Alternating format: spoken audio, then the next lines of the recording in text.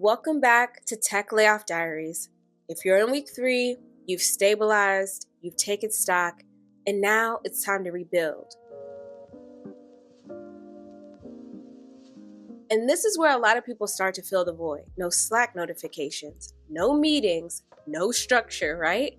The days blur together. You might be tempted to either grind yourself into the ground, applying to everything, or just float. In week 3, I was applying to everything with marketing in the title. SaaS marketing, agency marketing, retail marketing. It didn't matter. And I had no structure. And I was wasting time mass applying to jobs that didn't even align with what I actually wanted. Don't be like me. Of course, I felt more motivated than week 1. I wasn't panicking because I still had runway, but I also didn't feel lost yet. That would come later. This week is about rebuilding your foundation, creating a sustainable routine, optimizing your LinkedIn presence, nailing your layoff story, and starting to gently reactivate your network without begging for help. Let's get into it. Here's the thing that nobody tells you about unemployment.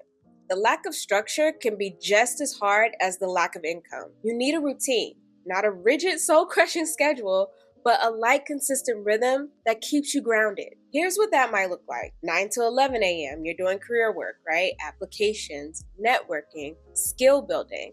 And then at 11:30, move your body, go for a walk, do yoga, whatever. And then from 1 to 3, you're either learning or doing light networking, right? Like informational calls, LinkedIn engagement, stuff like that. And then in the evenings, you're off. No doom scrolling job boards, no obsessing over applications. Keep regular wake and sleep times. Get out the house, even if it's just to a coffee shop. Predictable rhythms protect your mental health and keep you from spiraling. All right, so for me, 3 weeks in, I had a little bit of a routine. From 9 to 5, I was applying to jobs. That was it, all day, every day. And it burned me out. And I was mass applying, posting on LinkedIn every day, engaging all the time, trying to prove I was doing enough, right? And I didn't build a realistic, sustainable routine until around day 60 of unemployment. And by then I was exhausted. So don't make my mistake. You don't have to grind 8 hours a day to prove you're trying. The goal isn't productivity theater, right? It's sustainability. And you're in this for the long haul, so pace yourself. Okay, so this is the week to make your LinkedIn work for you. Pull out that brag doc from week 2. Now use it to update 3 things. Number 1, your headline, not just your job title. Make it about what you do and who you help. For example, product marketer, helping SaaS companies tell compelling stories that drive adoption. Number 2, your about section. This is your 3 to 5 sentence pitch, okay? What you're good at, the impact you've had, and what you're exploring next. Keep it confident, not apologetic. And then number 3 is your recent role. Add 3 to 5 impact-focused bullets with metrics, right? Use that action plus result formula that's in your brag doc. On a personal note, I struggled with how to position myself on LinkedIn. I didn't want to look desperate, and of course, that green open to work banner, I turned it on and off every 2 weeks because I kept hearing conflicting advice, right? It makes you look desperate. No, it puts you at the top of recruiter searches. Turn it off to reset the algorithm. It was exhausting. And it sent me into a tailspin, if I'm honest. So after 2 months of that and little to no interviews, I finally stopped and asked myself, what story do I actually want to tell? Who am I? Who do I help?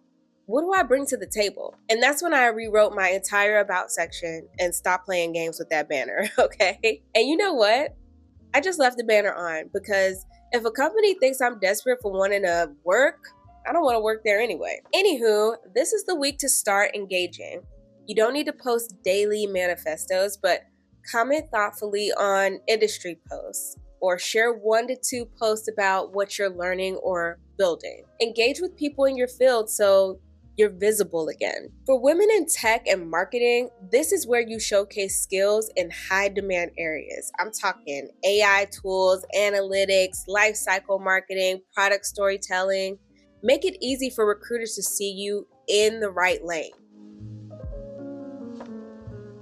All right, friend, by now you know what happened, but can you say it in a way that doesn't sound offensive or apologetic. Here's the formula, okay? One sentence on the context. My company went through a restructuring and my role was eliminated. One sentence on your impact.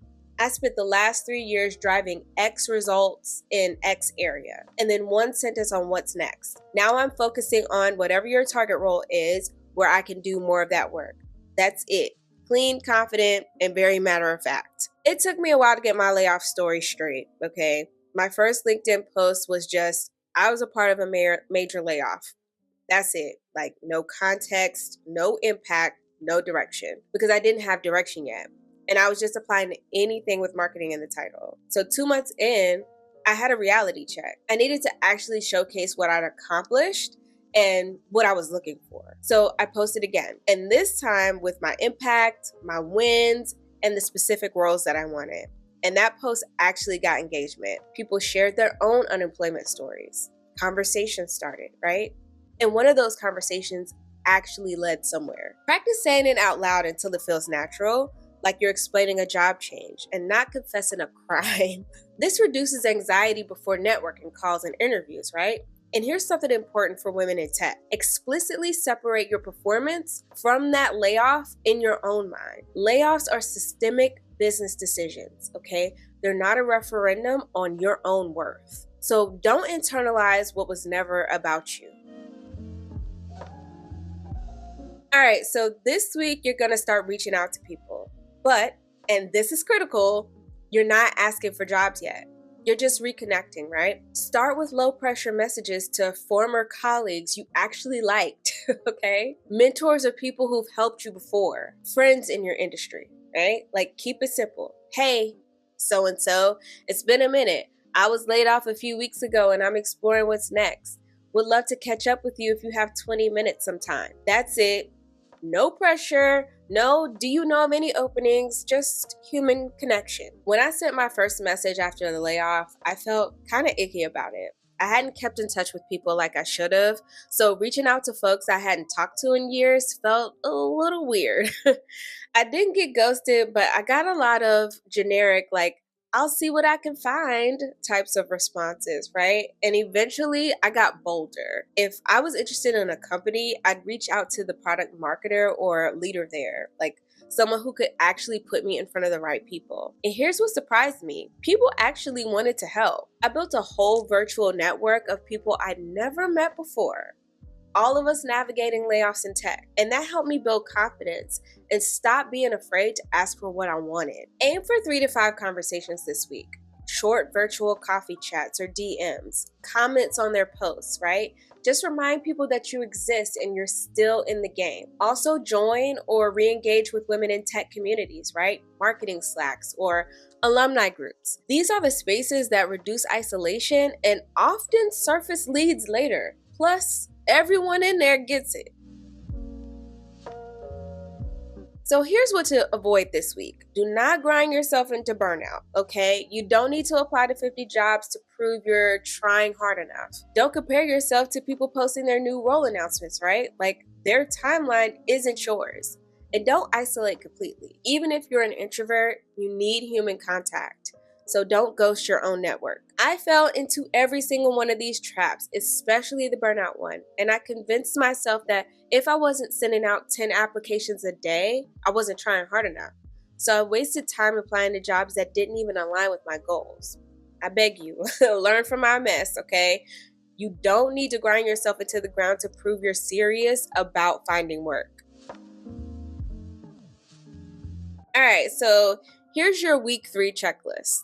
Create a light daily routine with career blocks, movement and rest. Update your LinkedIn. That means your headline, about section, recent role with impact bullets. Engage on LinkedIn, right? Comment on posts. Share 1 to 2 pieces of content. Next, practice your layoff story. Say it out loud until it feels natural. And then reach out to 3 to 5 people for low pressure reconnections. Do not ask for a job. And then join or re-engage with at least one community, women in tech, marketing groups, alumni networks, etc. And I'll give you a bonus like always, okay? Set boundaries around your off hours. No job searching after 6 p.m. You need the rest to stay sane. All right, friend, that's all I have for you today. Week 3 is about structure and visibility. You're building a sustainable routine, you're showing up online, and you're gently reminding your network that you're still here. Next week, we're going to talk about strategic outreach, right? We'll talk about how to have informational interviews that actually lead somewhere, how to activate your network intentionally, and how to start exploring opportunities without feeling desperate. You're doing this, all right? And I'll see you in week 4. Bye.